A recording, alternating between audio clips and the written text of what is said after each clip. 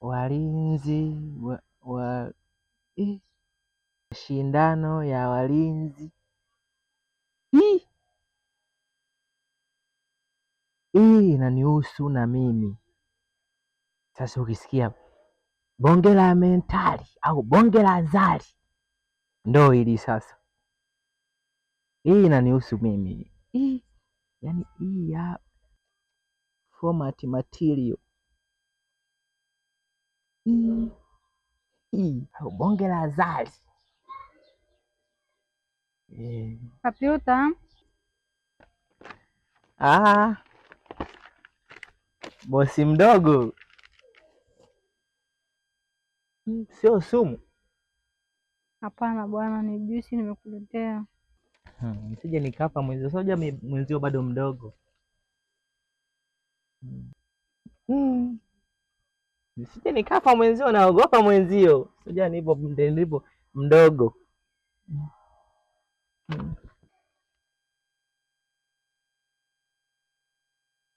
Karibu kiti.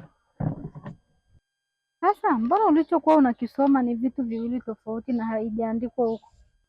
Hamna, unajua ni mtu ukisoma sana akili wewe inafurumia. Sasa hiyo tu ndio ile ambayo kuna furumia hapa. Yaani kama vile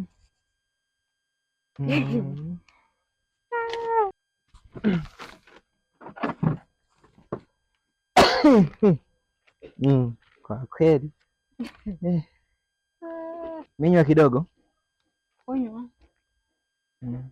Hujaweka sumu? Kunywa.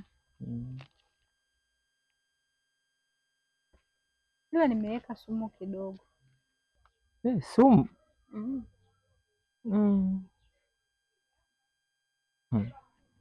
Nimeona ufe nikuzike hapo.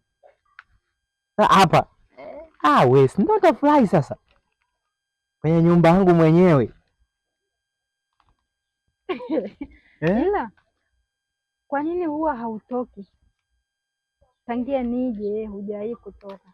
We koma, niende nje kufanyaje? Yaani kama ni mpenzi ni geti huyu hapa, namaliza. Kitu ambacho sasa ukijui nikwambie sasa. Leo hii nyumba unaiona hii gari, sio tu gari hili na magari. Sionti imetuliaga tu hapa, waliomo ndani humu wapangaji wangu mimi. Kwa siku tu nikiamua haya wapangaji wote Kompyuta. Sasa kama ni ya kwako wewe, kwani usilale mule ndani unaliwa na mbu hapa nje usiku kucha? Nyumba iibiwe?